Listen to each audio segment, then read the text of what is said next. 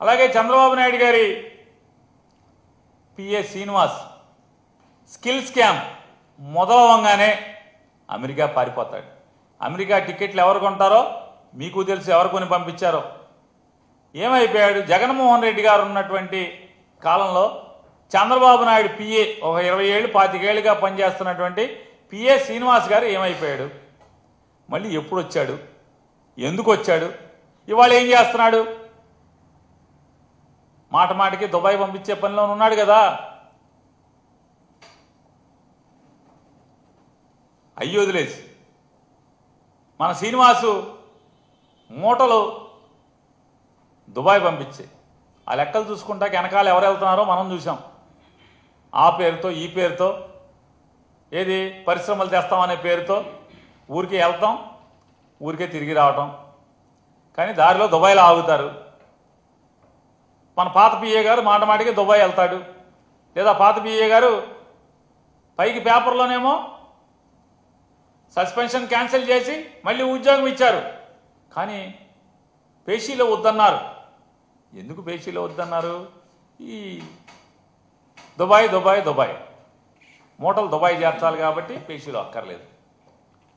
మరి ఈ స్కిల్ స్కామ్లో 300 చిల్లర కోట్ల రూపాయలు అక్రమం జరిగిందని చెప్పని సాక్ష్యాధారాలతో సహా కేసులు కట్టడం జరిగింది. మరి స్కిల్ స్కామ్ మీద ఎన్ఫోర్స్మెంట్ డైరెక్టరేట్ సగంలోనే ఎందుకు ఆగిపోయింది? ఎవరెవరైతే ప్రభుత్వం దగ్గర కాంట్రాక్ట్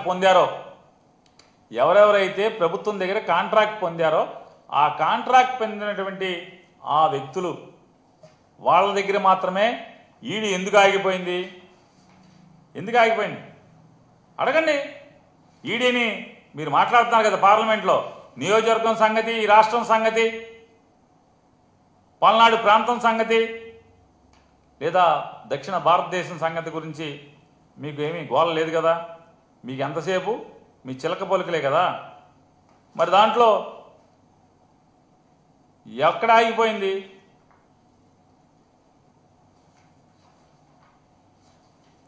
స్కిల్ స్కామ్లో ఎవరెవరైతే పాపాలు చేశారో, ఎవరెవరైతే ఈ రాష్ట్రానికి వెలుపల ఉన్న వాళ్ళు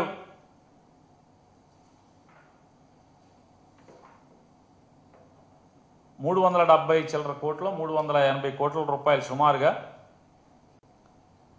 ప్రజల సొమ్ముని దోచుకున్నారని చెప్పి ఈడీ కేసులు కట్టి అరెస్ట్ చేసింది కదా. మరి దాంట్లో ఇంకా సగంలో ఎందుకు ఆపారు? ఈ స్కిల్ స్కామ్లో సగంలో ఎందుకు ఆపారని కూడా గట్టిగా పార్లమెంట్లో మీ గొంతుని గట్టిగా లేపండి, గట్టిగా వినిపించండి. అలాగే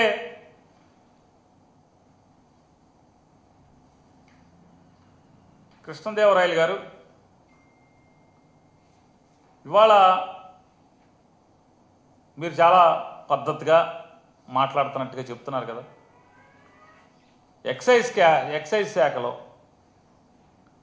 ఎవరైతే ఎండీగా పనిచేసినటువంటి వాసుదేవ్ రెడ్డి గారు ఉన్నారో, వాసుదేవ్ రెడ్డి గారు 3 సార్లు కోర్టులో పిటిషన్ దాఖలు చేశారు. అయ్యా, నన్ను పోలీసు వారు వేధిస్తున్నారు, భయపెడుతున్నారు, భయభ్రాంతులకు గురి చేస్తున్నారు, నన్ను బెదిరిస్తున్నారు, 164 జడ్జి గారి ముందు వాంగ్మూలం ఇమ్మని చెప్పని, తప్పుడు వాంగ్మూలం ఇమ్మని చెప్పని బెదిరిస్తున్నారని చెప్పని వాసుదేవ్ రెడ్డి గారు ఎవరైతే 2019-24 మధ్యలో బెవరేజెస్ కార్పొరేషన్ ఎండీగా చేశారో ఆయన సాక్షాత్తు హైకోర్టు న్యాయమూర్తులకి విన్నవించుకుంటే ఇవాళ అతన్ని అదిరించి బెదిరించి లొంగ తీసుకుని 164 స్టేట్మెంట్లు ఇప్పించి మీకు కావాల్సినట్టుగా అదొక తప్పుడు కేసులో ఏదో రకంగా ఎవరో ఒకరిని అరెస్ట్ చేయాలి. వైఎస్ఆర్ కాంగ్రెస్ పార్టీ వాళ్ళని ఏదో రకంగా జగన్మోహన్ రెడ్డి గారిని అరెస్ట్ చేయాలి. మీ నాయకుడేమో, ఎవరైతే ప్రస్తుతం మీ కొత్త నాయకుడేమో, ఇప్పుడు మీ కొత్త దేవుడు ఉన్నాడు కదా, కొత్త దేవుడు చంద్రబాబు నాయుడు గారు, మీ కొత్త దేవుడు చంద్రబాబు నాయుడు గారేమో ఈ 300 చిల్లర కోట్లు ఎవరికో దోచిపెట్టి ఆయన ముద్దాయిగా అయితే ఇవాళ జరుగుతున్నది జగన్మోహన్ రెడ్డి గారి ప్రభుత్వంలో కంటే కూడా ఈ ప్రభుత్వంలో ఎక్కువ డబ్బులు మీరు డిస్టిలరీకి అంటే ఎవరైతే మద్యం తయారీ కంపెనీలకు పే చేస్తారు. ఎందుకు పే చేస్తారు? మీకేం కావాలో వాళ్ళు ఇవ్వాలి కాబట్టి. మీ నాయకుడికి, మీ కొత్త దేవుడికి ముడుపులు ఏ రకంగా కావాలో వాటిని పెంచడం కోసమే కదా చేసి వాళ్ళ ఎవరెవరో అమాయకుల పేర్లు చెప్పి ఎవరెవరినో వైఎస్ఆర్ కాంగ్రెస్ పార్టీకి కానీ ఈ వ్యవస్థ కానీ సంబంధం లేనటువంటి వ్యక్తుల పేర్లు చెప్పి ఏదో రకంగా జగన్మోహన్ రెడ్డి గారి మీద ఎవరో ఒకళ్ళ పేరుతో మీరు ముద్దాయం చేయాలనేటువంటి తప్పుడు ఆలోచన కోసం పార్లమెంటును కూడా వాడుకోవటం, లోక్సభని వాడుకోవటం, ఇంతకన్నా దిగజారి రాజకీయాలు చేయటం ఇంకేమన్నా ఉంటుందా? ఇవాళ మీరు స్కిల్ స్కామ్ గురించి మాట్లాడితే బాగుంటుంది పార్లమెంట్లో. అలాగే మీ కొత్త దేవుడు ఆయన చేసిన పాపాల మీద, ఆయన ఇన్కమ్ ట్యాక్స్ ఇచ్చినటువంటి నోటీసుల మీద మీరు మాట్లాడి ఖచ్చితంగా దాని మీద ఈడీని వేయించే కార్యక్రమం చేయమని చెప్పని ఇవాళ అలాగే తమరు అంతరాత్మకు కూడా తెలుసు. ఢిల్లీ లిక్కర్ స్కామ్లో తమర పేరు లేనంత మాత్రాన తమర డబ్బు ఉందనేది కూడా తమర అంతరాత్మకు తెలుసు. ఆ డబ్బు ఎవరి ద్వారా దాంట్లో పెట్టామో మన పేరు లేనంత మాత్రాన మనమేం నీతి కబుర్లు చెప్పాల్సినటువంటి పని లేదు. నీతి కబుర్లు చెప్పినా రాజకీయ వ్యవస్థలో ఈ విషయాలు తెలిసిన వాళ్ళందరూ కూడా నవ్వుకుని పోయే పరిస్థితి తప్పితే ఇటువంటి అపహాస్యం పాలయ్యే పరిస్థితుల్లో మీరు మాట్లాడటం వల్ల ఏం ఉపయోగం ఉంటుంది? కేవలం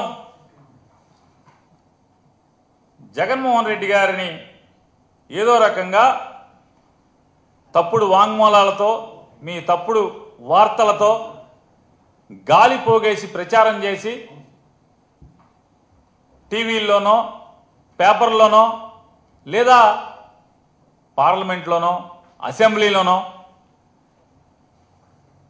కౌరవులు లాంటి మీరందరూ కూడా కౌరవ సభలో మాట్లాడినంత మాత్రాన జగన్మోహన్ రెడ్డి గారికి కానీ వైఎస్ఆర్ కాంగ్రెస్ పార్టీకి కానీ జరిగే నష్టమేమీ లేదు, జంకేది లేదు, బొంకేది లేదు.